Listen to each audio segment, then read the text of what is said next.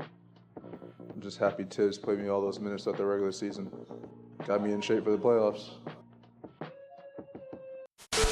Alcohol, right? Game 3 was just one of those beautiful road games where just everything was working offensively as well as defensively. Just the cohesion, everything just kind of came together like a perfect meal. The defense combined so many different players to stop Cade, and then you had Anthony Towns killing them in the paint. Then you had JB in the fourth quarter as a dessert, just coming through so clutch. But right here in this game, we saw a lot more of the Knicks leveraging, the Pistons not really having shooters like that. Look at Josh Hart.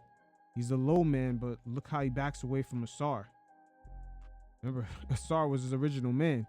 Now the Knicks are leveraging this spacing and they're closing in on Cade coming off these picks.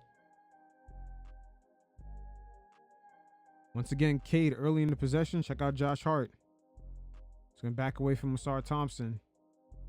And they got Brunson right here playing sort of a 2v1 zone. But it's not like Asar is a threat from out here.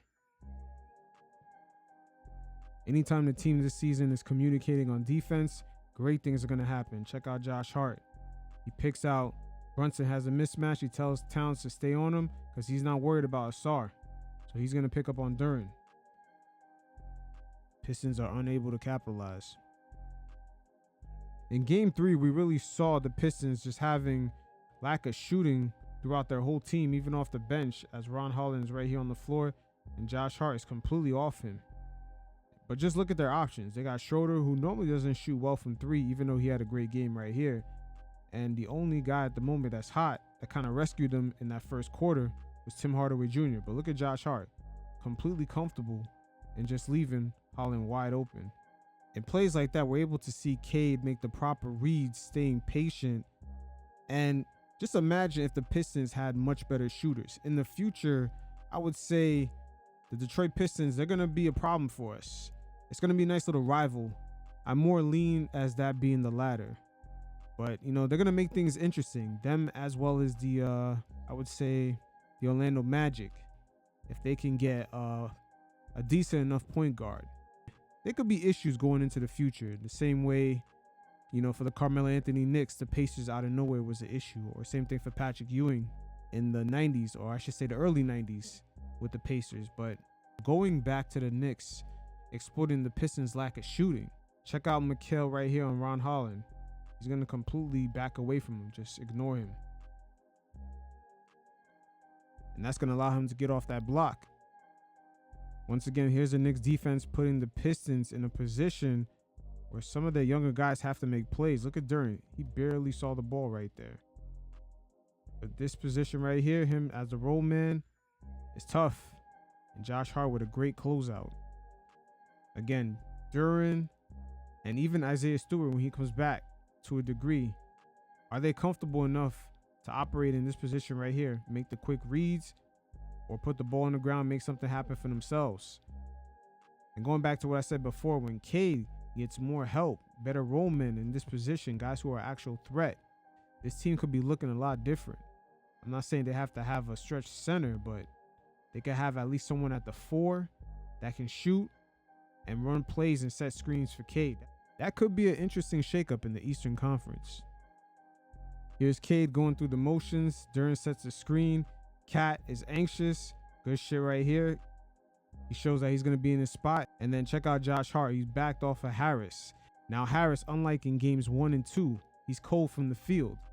And this is where things get switched up now.